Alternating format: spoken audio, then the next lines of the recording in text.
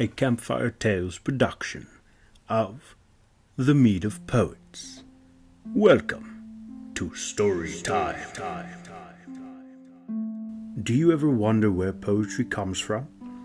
Where we get the songs we sing, the tales we tell? Do you ever ask yourself, how is it that some people can dream great, wise, beautiful dreams and pass those dreams on as poetry to the world, to be sung and retold as long as the sun rises and sets, as long as the moon will wax and wane? Have you ever wondered why some people make beautiful songs and poems and tales, and some of us do not? It is a long story, and it does no credit to anyone. There is murder in it, and trickery, lies and foolishness, seduction and pursuit. Listen. It began not long after the dawn of time, in a war between the gods. The Aesir fought the Vanir.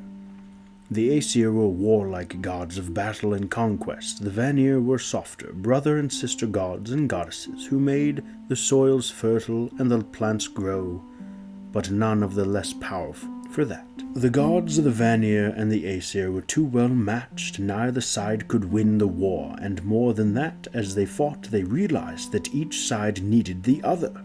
That there is no joy in a brave battle unless you have fine fields and farms to feed you in the feasting that follows. They came together to negotiate a peace, and once the negotiations were concluded, they mocked their truce by each of them, Aesir and Vanir alike, one by one, spitting into a vat. And as their spit mingled, so was their agreement made binding.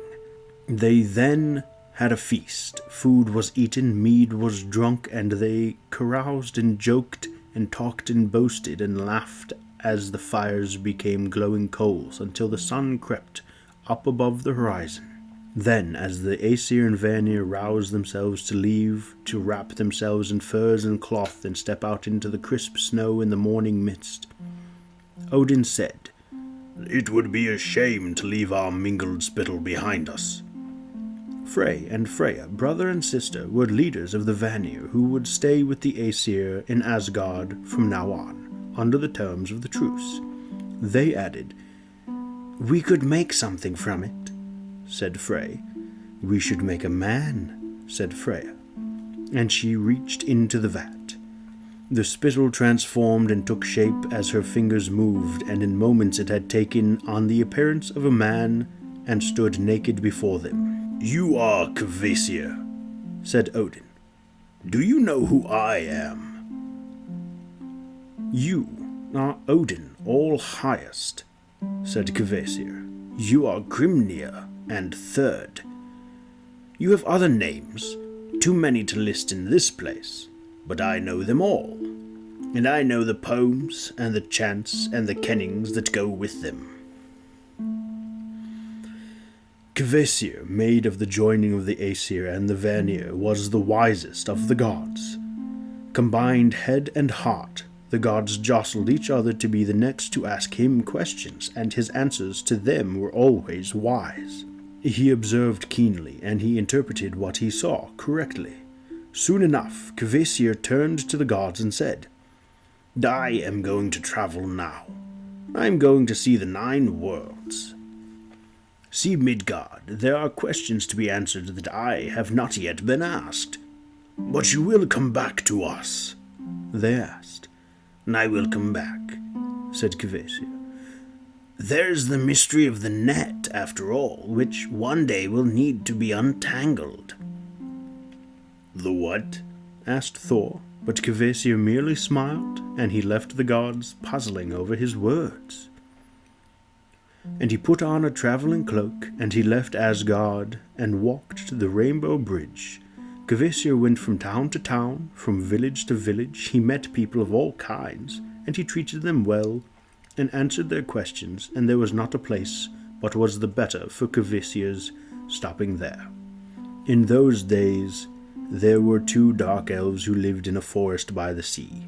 They did magic there and feats of alchemy.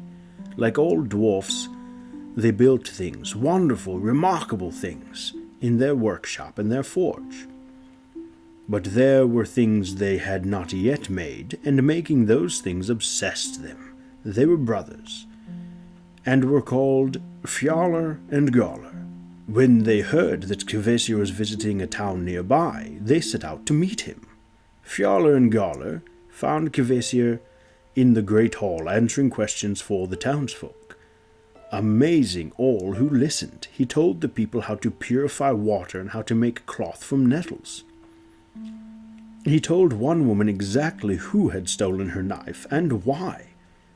Once he was done talking, and the townsfolk had fed him, the dwarfs approached.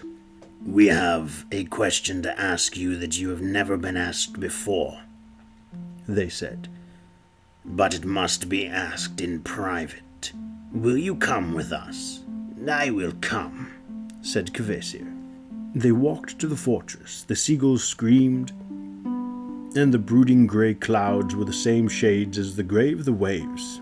The dwarfs led Kvasir to their workshop deep within the walls of their fortress. "What are those?" asked Kvasir. "They are vats. They are called San and Baden." "I see. And what is that over there?" "How can you be so wise when you do not know these things? It is a kettle. We call it Ordrir, ecstasy giver." "And I see over here you have buckets of honey. You have gathered. It is uncapped and liquid." "Indeed we do," said Fjalar. Galar looked scornful. "If you were as wise as they say you are, you would know what our question to you would be before we ask it, and you would know what these things are for." Kvasir nodded in a resigned way. "It seems to me," he said, "that if you were both intelligent and evil, you might have decided to kill your visitor and let his blood flow into the vats, San and Baden. And then you would heat his blood gently in your kettle, Ordrir, and after that you would blend uncapped honey into the mixture and let it ferment until it became mead. The finest mead, a drink that will intoxicate anyone who drinks it, but also give anyone who tastes it the gift of poetry and the gift of scholarship." "We are intelligent," admitted Galar. "And perhaps there are those who might think us evil." And with that he slashed Kvasir's throat, and they hung Kvasir by his feet above the vats until the last drop of his blood was drained. They warmed the blood and the honey in the kettle called Ordrir, and did other things to it of their own devising. They put berries in it and stirred it with a stick. It bubbled, and then it ceased bubbling, and both of them sipped it and laughed. And each of the brothers found the verse and the poetry inside himself that he had never let out. The gods came next morning. "Kvasir," they said, "he was last seen with you." "Yes," said the dwarves. "He came back with us. But when he realized that we are only dwarfs and foolish and lacking in wisdom, he choked on his own knowledge. If only we had been able to ask him questions." "He died, you say?" "Yes," said Fjalar and Galar, and they gave the gods Kvasir's bloodless body to take back to Asgard for a god's funeral, and, perhaps, because gods are not as others, and death is not always permanent for them, for a god's eventual return. Thus it was that the dwarfs had the mead of wisdom and poetry, and any person who wished to taste it needed to beg it from the dwarfs. But Galar and Fjalar gave the mead only to those they liked, and they liked nobody but themselves.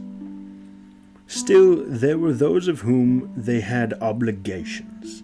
The giant Gilling, for example, and his wife. The dwarfs invited them to come and visit their fortress, and one winter's day they came. "Let us go rowing in our boat," the dwarfs told Gilling. The giant's weight made the boat ride low in the water, and the dwarfs rowed the boat onto the rocks just under the surface.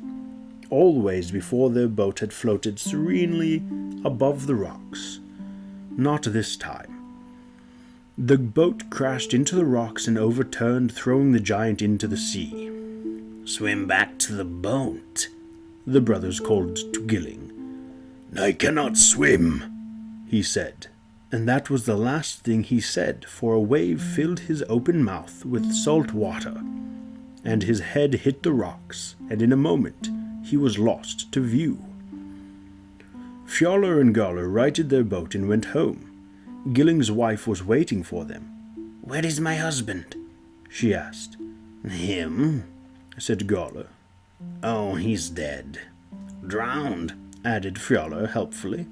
At this the giant's wife wailed and sobbed as if each cry were being ripped from her soul. She called to her dead husband and swore she would love him always, and she cried and moaned and wept.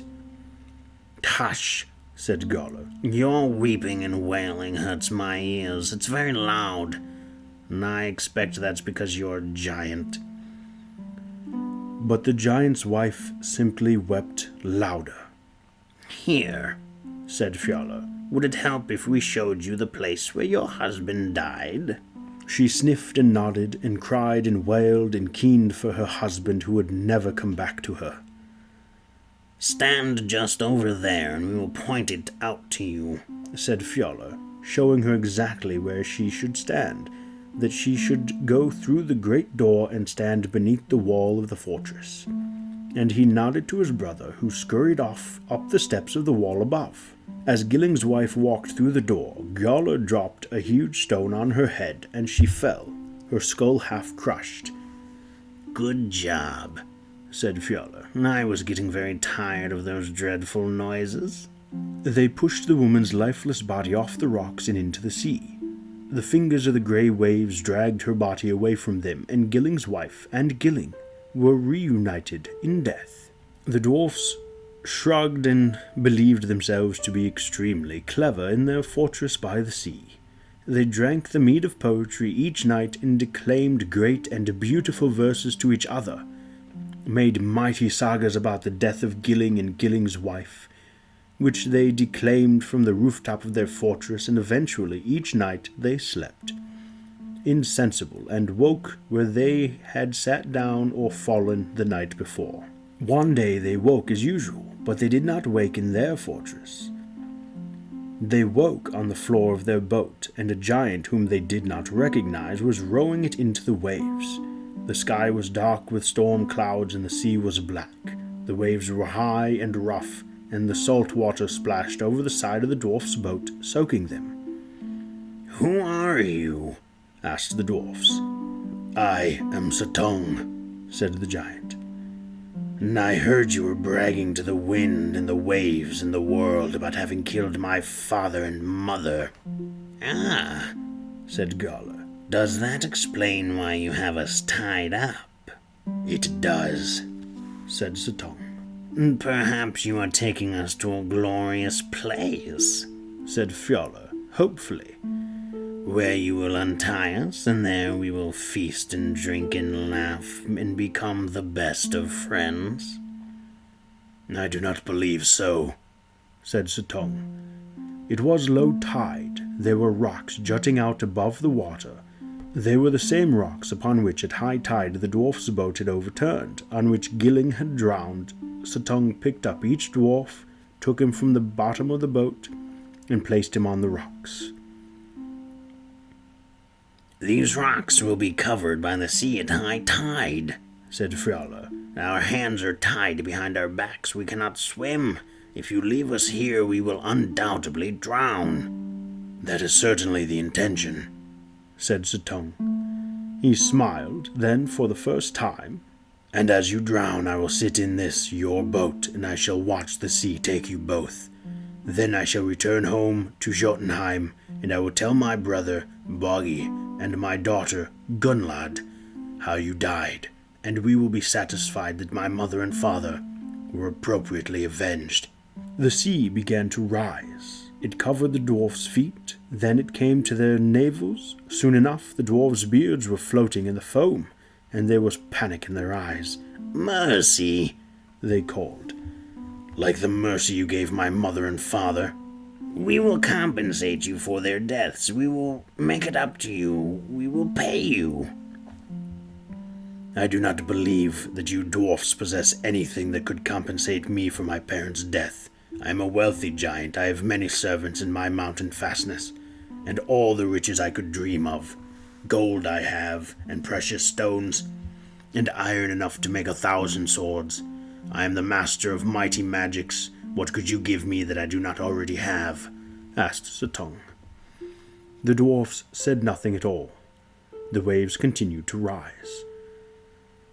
"We have the mead of poetry," sputtered Gawler as the water brushed his lips. "Made of Kvasir's blood, the wisest of the gods," shouted Fjaller. "2 vats in a kettle all filled with it. No one has it but us, no one in the whole world." Suttungr scratched his head. "And I must think about this. And I must ponder, I must reflect." "Do not stop to think. If you think, we will drown," shouted Fjaller over the roar of the waves. The tide rose, waves were splashing over the dwarf's head, and they were gulping air, and their eyes were round with fear when Suttungr the giant reached out and plucked first Fjaller and then Gawler from the waves. "The mead of poetry will be adequate compensation. It is a fair price if you throw in a few other things. I am sure you dwarfs have a few other things I shall spare your lives." He tossed them, still bound and soaking, into the bottom of the boat, where they wriggled uncomfortably like a couple of bearded lobsters, and he rowed back to shore. Suttungr took the mead the dwarves had made from Kvasir's blood. He took other things from them as well, and he left that place, and he left those dwarves who were, all things considered, happy enough to have gotten away with their lives. Fjaller and Gawler told people who passed their fortress the story of how ill-used they had been by Suttungr. They told it in the market when next they went to trade. They told it when ravens were near. In Asgard, at his high seat, Odin sat, and his ravens, Hunin and Munin, whispered to him of the things they had seen and heard as they had wandered the world. Odin's one eye flashed when he heard the tale of Suttungr's mead. The people who heard the story called the Mead of Poetry the Ship of the Dwarves, since it had floated Fjaller and Gawler off the rocks and taken them safely home. They called it Suttungr's mead. They called it the Liquid of Orgia, or Baden or Son. Odin listened to his raven's words. He called for his cloak and his hat. He sent for the gods and told them to prepare 3 enormous wooden vats, the largest vats they could build, and to have them waiting by the gates of Asgard. He told the gods he would be leaving them to walk the world, and might be some time. "I will take 2 things with me," said Odin. "I need a whetstone to sharpen a blade with, the finest we have, and I wish to have the auger, the drill called Rati." Rati means drill, and Rati was the finest drill the gods possessed. It could drill deeply and drill through the hardest rock. Odin tossed the whetstone into the air and caught it again, and put it into his pouch beside the auger. Then he walked away. "I wonder where he's going," said Thor. "Kvasir would have known," said Frigg. "He knew everything." "Kvasir is dead," said Loki. "And as for me, I do not care where the All-Father is going, or why." "I'm off to help build the wooden vats that the All-Father requested," said Thor. Suttungr had given the precious mead to his daughter Gunnlod, to watch over inside the mountain called Nitborg, in the heart of giant country. Odin did not go to the mountain. Instead, he went directly to the farmland owned by Suttungr's brother, Bogi. It was spring and the fields were high with grasses to be cut for hay. Bogi had 9 slaves, giants like himself, and they were cutting the grass for hay with huge scythes, each scythe the size of a small tree. Odin watched them when they stopped work. When the sun was at its highest to eat their provisions, Odin sauntered over to them and said, I have been watching you all work. Tell me, why did your master let you cut grass with such blunt scythes? Our scythes are not blunt, said one of the workers. Why would you say that? Asked another. Our blades are the sharpest. Let me show you what a well-sharpened blade can do, said Odin. He took the whetstone from his pouch and drew it along first one scythe blade, then another, until each blade glimmered in the sun. The giant stood around him awkwardly, watching him as he worked. Now, said Odin, try them out. The giant slaves swept their scythes through the meadow, grass, and gasped and exclaimed with pleasure. The blades were so sharp they made cutting the grass effortless. The blades swept through the thickest stalks and met with no resistance. This is wonderful, they told Odin. Can we buy your whetstone? Buy it, said the All-Father. Absolutely not. Let us do something more fair and more fun. All of you, come here. Stand in a group, each man holding his scythe tightly. Stand closer. We can stand no closer, said one of the giant slaves, for the scythes are very sharp. You are wise, said Odin. He held up the whetstone. I tell you this, the one of you who catches it, he alone shall have it. And so saying, he tossed the whetstone into the air. 9 giants jumped at the whetstone as it descended, each reaching with his free hand, paying no attention to the scythe he held. Each scythe, with a blade sharpened by the All-Father at his whetstone, whetted to a perfect sharpness. They jumped and they reached, and the blades glinted in the sun. There was a spray and a spurt of crimson in the sunlight, and the bodies of the slaves crumpled and twitched, and one by one fell to the freshly cut grass. Odin stepped over the bodies of the giants, retrieved the whetstone of the gods, and placed it back into his pouch. Each of the 9 slaves had died with his throat cut by his fellow's blade.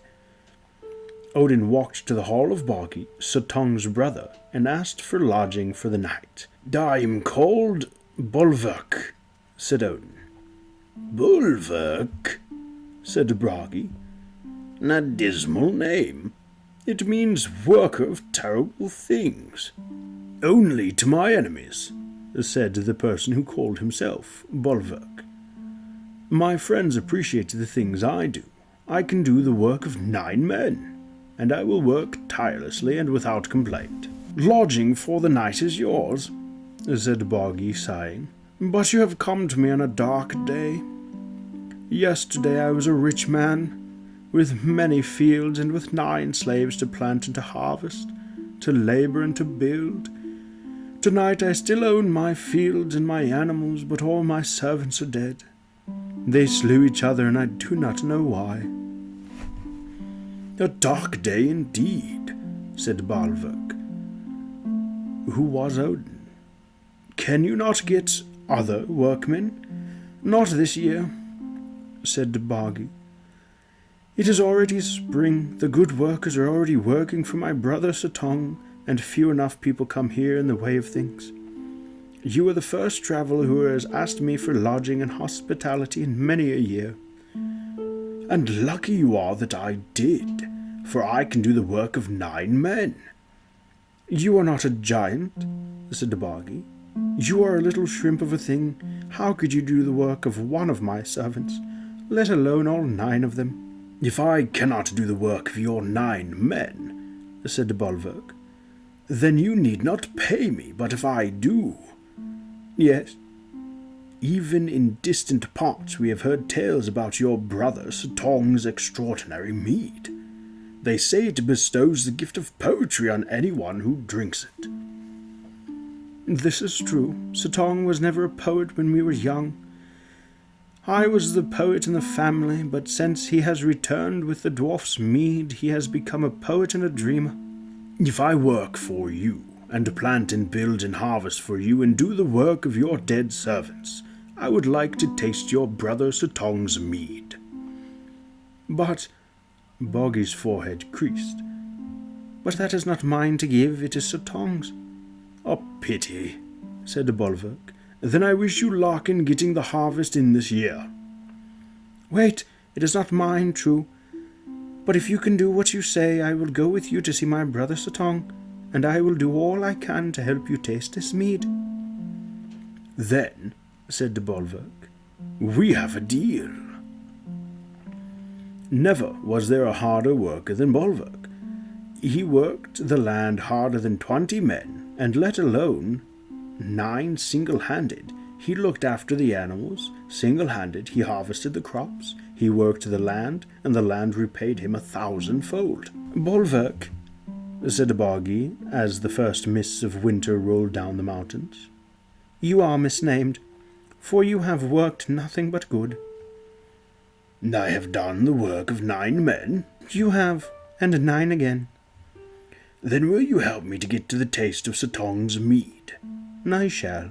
The next morning they rose early and walked and walked and walked, and by evening they had left Boggy's land and reached Suttungr's, on the edge of the mountains. By nightfall they reached Suttungr's huge hall. "Greetings, brother Suttungr," said Boggy. "This is Bulwark, my servant for the summer and my friend." And he told Suttungr of his agreement with Bulwark. "So you see," he concluded, "I must ask you to give me a taste of the mead for poetry." Suttungr's eyes were like chips of ice. "No," he said flatly. "No," said Boggy. "No, I will not give away a single drop of that mead. Not one drop, and I have it safe in its vats, and Odin and Son, and the kettle ordre. Those vats are deep inside the mountain of Hindenburg, which opens only to my command. My daughter Gunlad guards it. This servant of yours cannot taste it. You cannot taste it."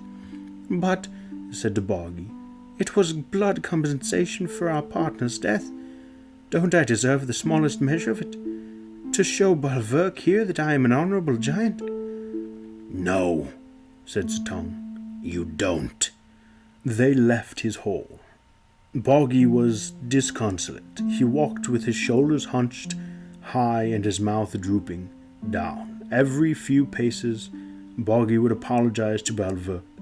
"I did not think my brother would be so unreasonable," he would say.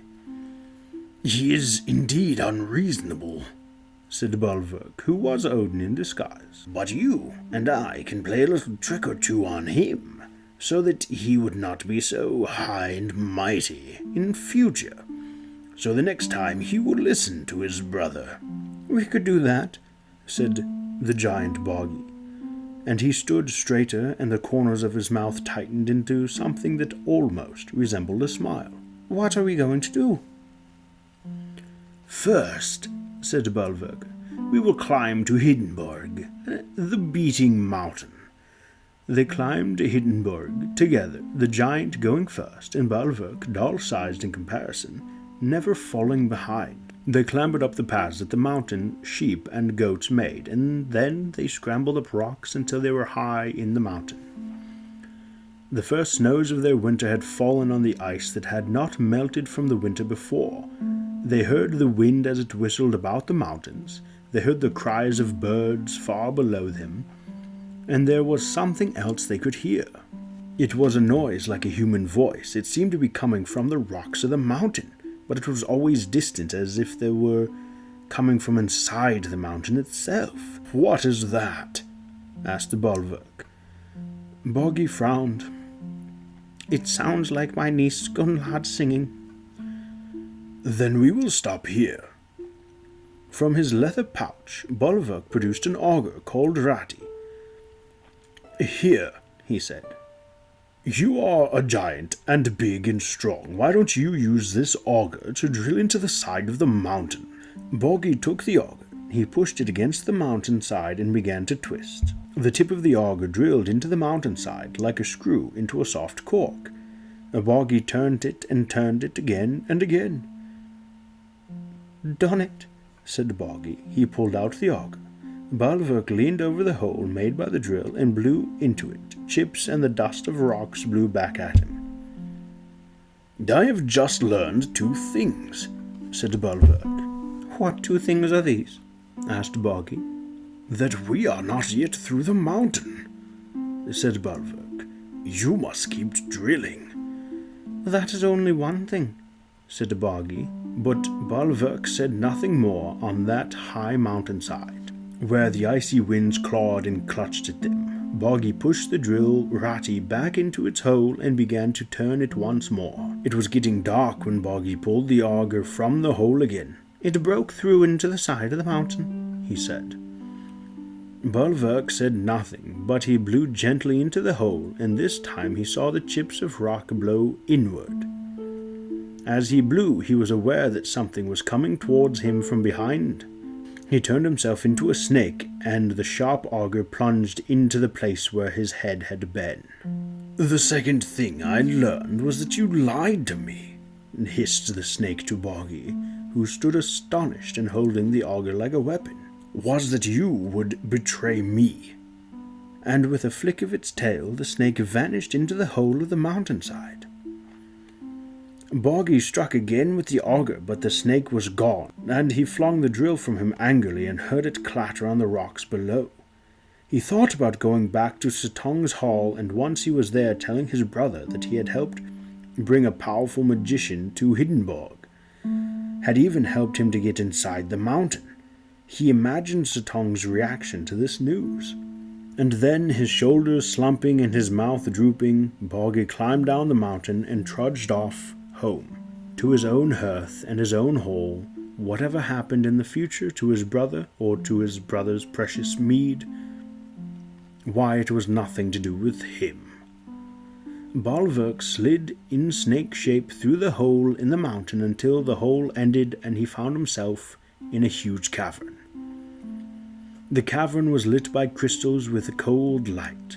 Odin transformed himself from the snake shape into a man shape once more, and not just a man, but a huge man, a giant-sized, and well-formed. Then he walked forward, following the sound of song. Gunnlod, the daughter of Suttungr, stood in the cavern in front of the locked door, behind which were the vats called Son and Bodden and the kettle Ordrea. She held a sharp sword in her hands, and she sang to herself as she stood. "Well met, brave maiden," said Odin. Gunnlod stared at him. "I do not know who you are," she said. "Name yourself, stranger, and tell me why I should let you live. I am Gunnlod, guardian of this place." "I am Balverk," said Odin, "and I deserve death, I know, for daring to come into this place. But stay your hand and let me look upon you." Gunnlod said, "My father Suttungr set me to guard here, to protect the Mead of Poetry." Balverk shrugged. "Why would I care for the Mead of Poetry? I came here only because I had heard the beauty and the courage of the virtue of Gunnlod, Suttungr's daughter. I told myself, if she just lets you look at her, it will be worth it. If, of course, she is as beautiful as they say in the tales. That was what I thought." Gunnlod stared at the handsome giant in front of her.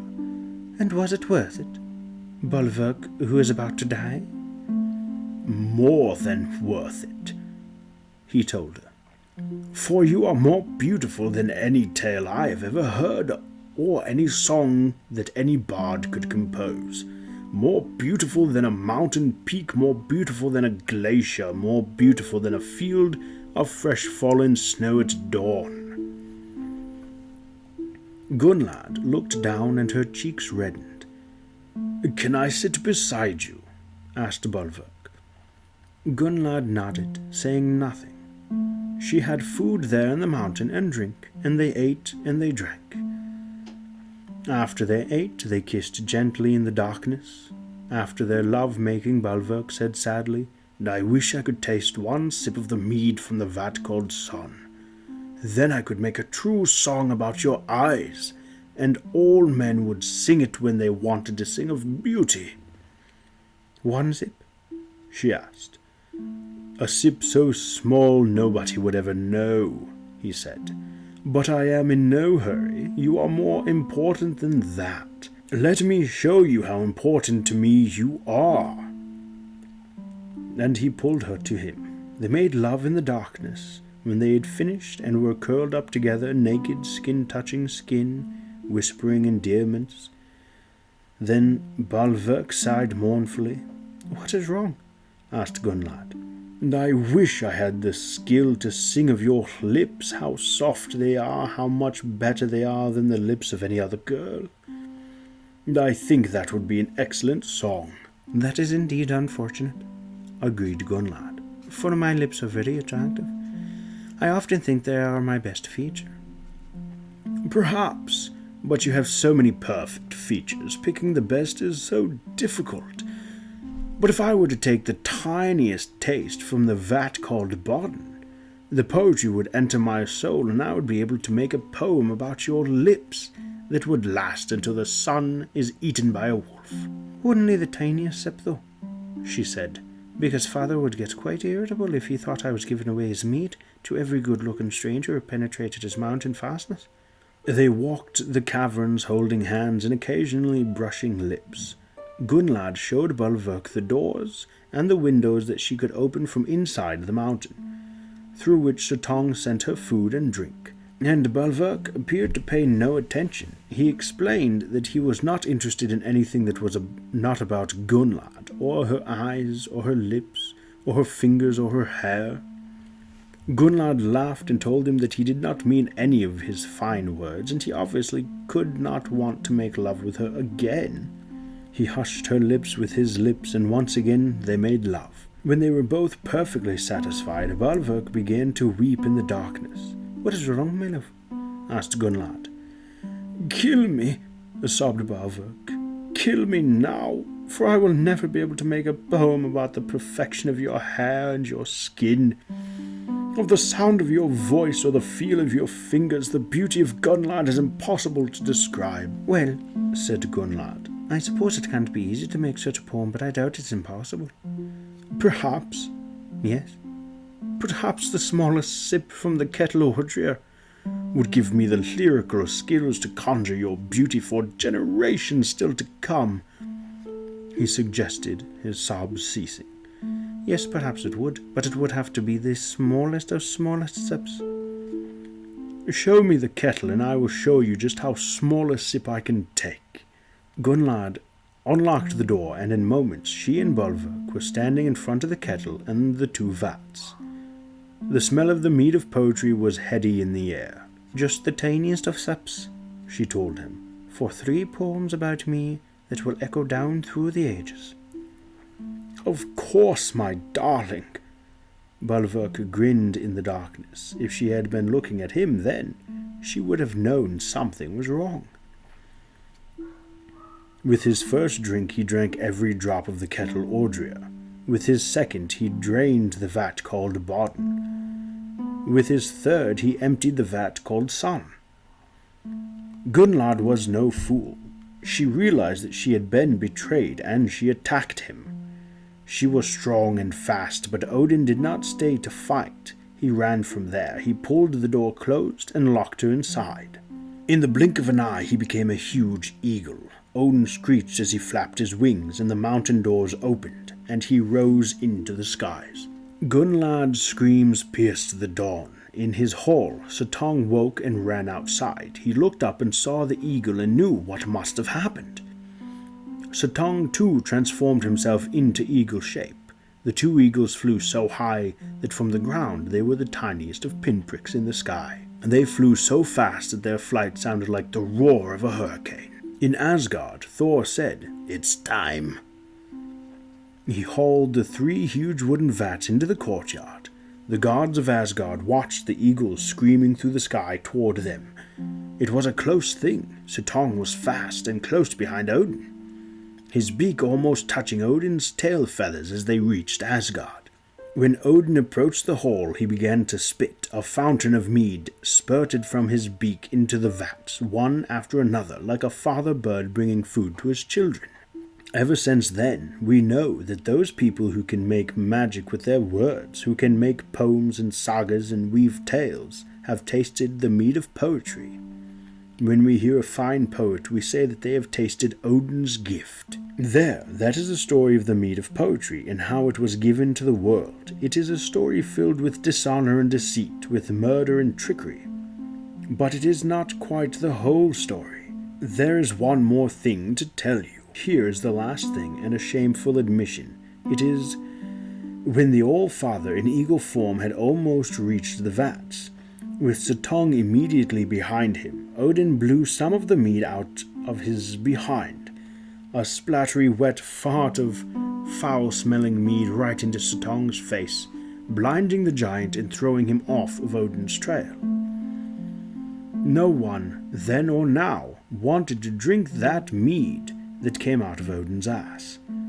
But whenever you hear bad poets declaiming their bad poetry filled with foolish similes and ugly rhymes, you will now know which of the meads they have tasted. If you enjoyed the story, please like, comment, and subscribe, as well as check out my Twitter. The information shall be in the description for news and updates. Until next time, fare thee well, my friend.